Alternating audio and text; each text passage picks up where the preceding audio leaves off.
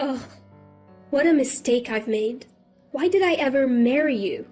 People said you'd make a good wife, that you were refreshingly honest. So I got swept up and married you. Should have never tied the knot with the daughter of a poor farmer like you. My name is Alice, and I am 32 years old. I've been married to my husband, Bruno, for 3 years, and for the past year, I've been hearing this sort of talk from him every day. We both worked at the same company. Bruno joined a year before me.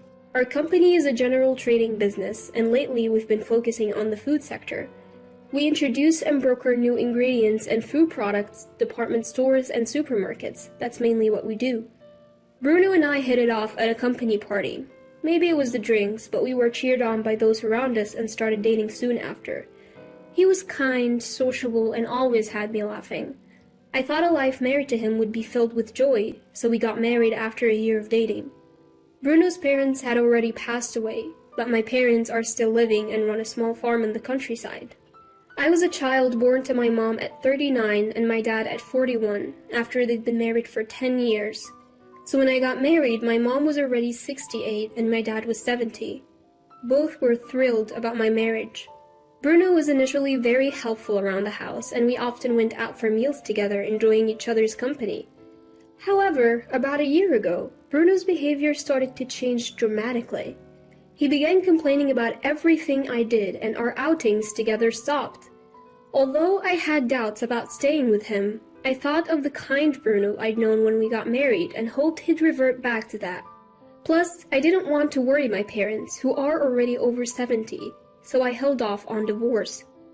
If only your parents had more money, then maybe I could have benefited from this marriage too. They're useless.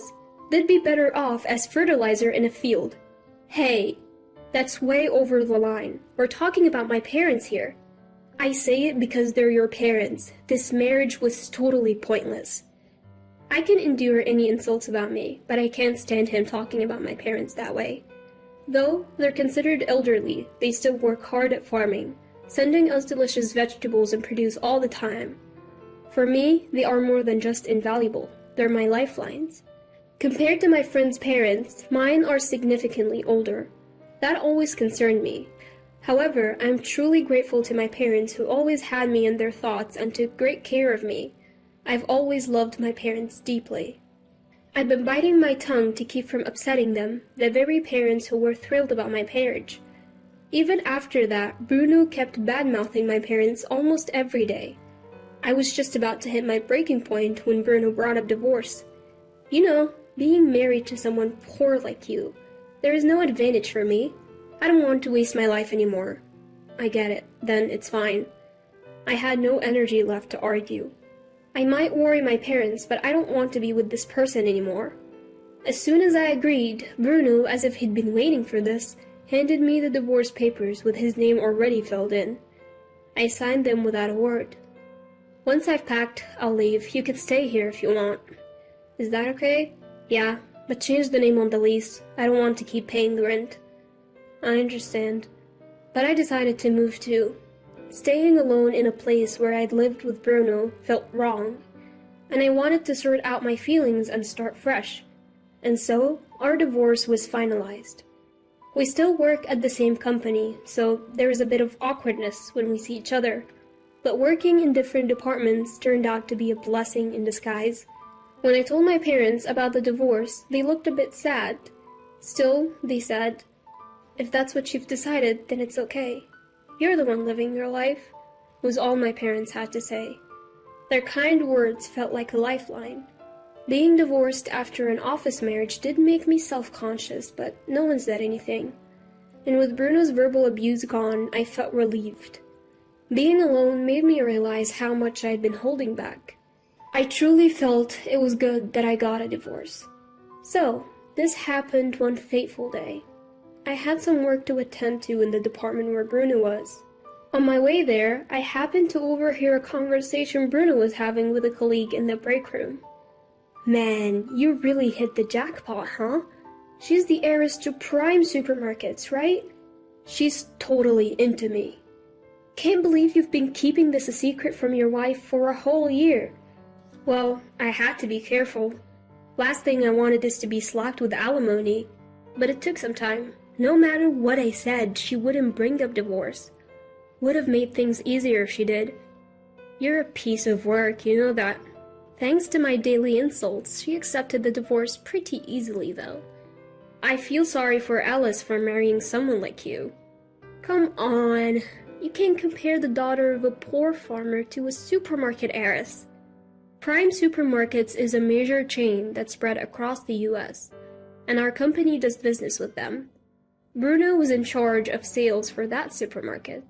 So, to summarize, Bruno had been having an affair with the heiress of that supermarket for the past year. And to keep the affair secret, he had been insulting me, waiting for me to initiate the divorce. Hearing this, it felt like everything went wide before my eyes. I would have felt better if he had just honestly said, "I found someone else, so I want a divorce." I was so filled with shock and anger that I felt like I could explode. But I said nothing and left the room.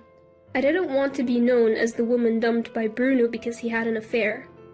Feeling so humiliated, I just didn't want to be there anymore. The realization that Bruno wasn't just betraying me, but was also scheming for his own convenience made me so angry. But I chose not to confront Bruno. Sure, I could probably get some kind of settlement if I pushed the issue, but I didn't want the hassle or the gossip. I just wanted to let it slide. The following month, Bruno left the company.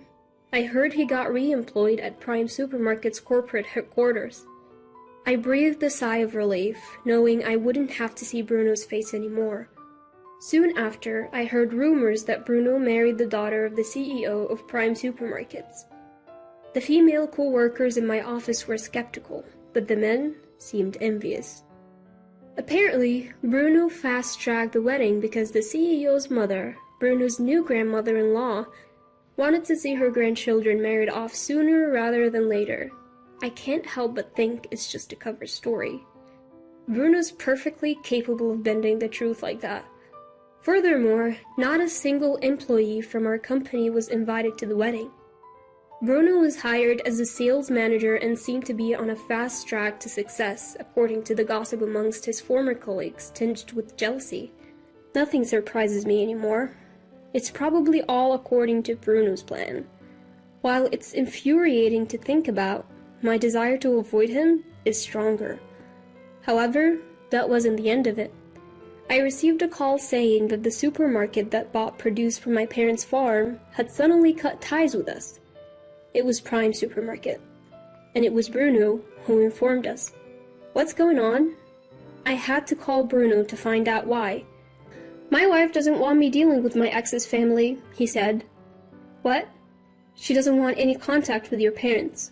Call it jealousy, I guess. But that has nothing to do with our business relationship. Maybe, but I can't ignore what my wife wants, and honestly, I couldn't care less about your parents.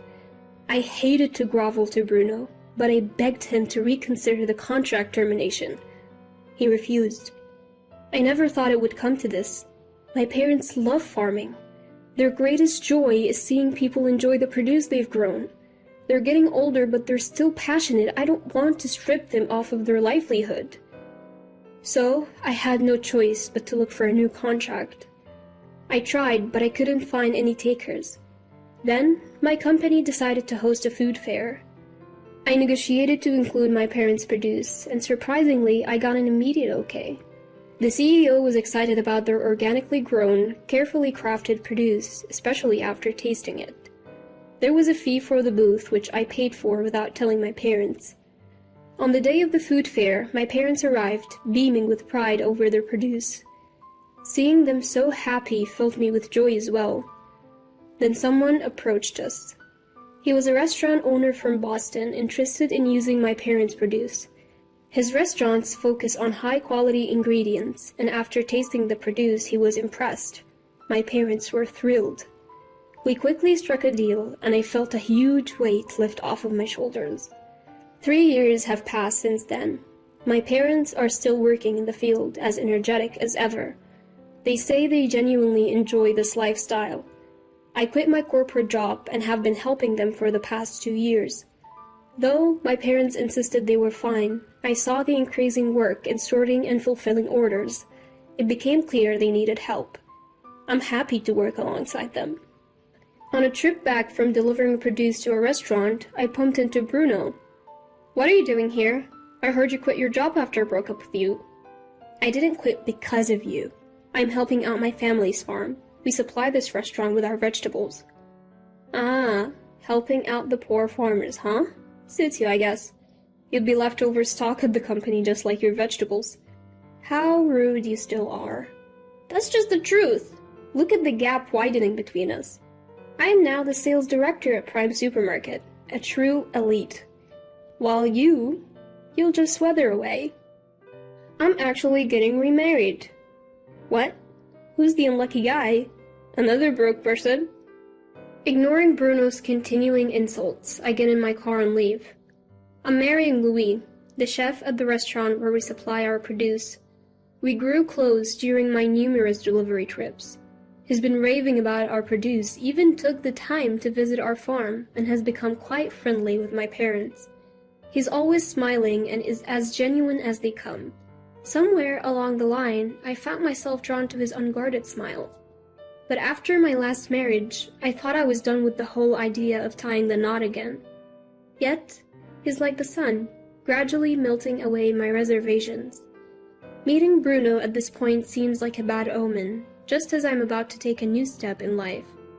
Louis knows the story behind my divorce with Bruno, and he was quite angry when he heard it. But at that night, after telling him about running into Bruno, he brushed it off, saying, "Next time, just show him how happy you are." I agree. Besides, Bruno doesn't matter to me anymore. Thinking otherwise would only please him, because that's the kind of person Bruno is. On the day of our wedding, I was in the dressing room when Bruno suddenly appeared. "What? Why is Bruno here?" "What are you doing here?" "I had a hunch.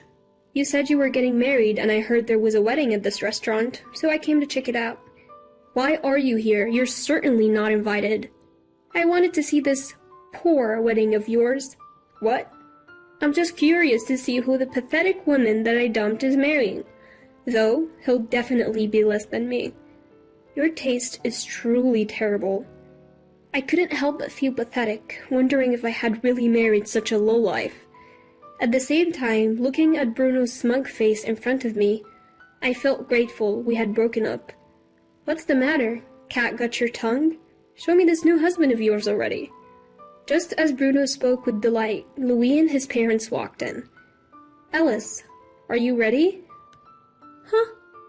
Seeing Mortimer, Bruno went pale instantly. "Why are you— Ah, Mortimer! You know him?" The moment he heard that, Bruno started trembling, losing all composure. Mortimer, too, looked at Bruno as if just recognizing him. "Oh, you must be— Alice, do you know this gentleman?" Yes, actually." "Is this perhaps Alice's ex-husband?" Well, you see, you. I've heard about the ex-husband from my son, but you're him?" Well, Mortimer, you know this guy." As a matter of fact, Mortimer is the CEO of a major department store. The Prime Supermarket where Bruno works is about to be acquired by Mortimer's department store. It appears the supermarket isn't doing well, and it's been decided it will become a subsidiary of Mortimer's department store. I might have known about this if I were still working, but I had quit 2 years ago, so I had no idea. But why is Bruno here at his ex-wife's wedding? Ellis, did you invite him? No way! He crashed it, saying he wanted to see Poor's wedding. I see. Well, you see, there is a reason. I'd love to hear the reason. That is, can't believe this Bruno is you. Never knew you were such a low-class guy. Mortimer spoke in a calm tone, but the low pitch of his voice conveyed his anger. It was the first time I had ever heard Mortimer sound like that. I've known him as a mild-mannered person ever since Louis introduced us over a year ago. But now, facing off against Bruno, he emanated the authority of a CEO of a large corporation, making Bruno look insignificant. What kind of supermarket owner would want a son-in-law like this? And you're the head of sales? Isn't the decline in business your fault? I didn't... Leave now. This is no place for someone like you. Seeing Bruno shrink at Mortimer's words made me feel pity for him. Unable to find any comeback, Bruno left, as if fleeing. This is what happens when you look down on others and feel joy about it. If Bruno hadn't intruded like this, maybe no one would have found out he was my Bruno. It's what you call reaping what you sow, I guess. Our wedding was enveloped in a serene atmosphere from beginning to end. It turned out to be a beautiful ceremony. My parents, watching all of this, were shedding tears. I felt like I had finally put their minds at ease. Later, Mortimer told me that the owner of Prime Supermarket claimed that he had no knowledge of his daughter dating Bruno before his divorce. But considering Bruno switched jobs to Prime Supermarket immediately after the divorce and was even offered a position, Mortimer doubted the owner was really in the dark. The owner of Prime Supermarket seems to dote on his daughter and pretty much agrees to anything she says. As a businessman, he's definitely lacking, Mortimer commented. Prime Supermarket became a subsidiary of Mortimer's department store. The executive team was replaced and the former owner was resigned. Bruno left the company as well. Then, out of the blue, Bruno contacted me, asking to be employed by Mortimer's department store, the parent company. I struggled to comprehend what could possibly make him think that that was an option. That's absolutely not going to happen. What on earth are you thinking? Don't say that. Give it a try. I might get divorced if things keep going this way. My wife says she doesn't need a husband who doesn't bring in money. That's not my concern. Don't you feel sorry for your ex-husband if he ends up on the streets? Not at all. What a person you are. Fine. Can you lend me some money? What? Just enough to get by for now. My wife is a big spender and it's tough. I couldn't believe what was happening. But when that phone call came, I was actually visiting my in-laws. Mortimer, who was sitting next to me, took the phone and yelled with a fury I'd never seen before. Don't ever contact my pressured daughter-in-law again. Thanks to his final shout, I never received another call from them. Now I help out at my family's home and also work part-time at Louie's restaurant whenever I have some free time. The restaurant owner is a friend of Mortimer's, and they make a lot of accommodations for me, making it an easy place to work.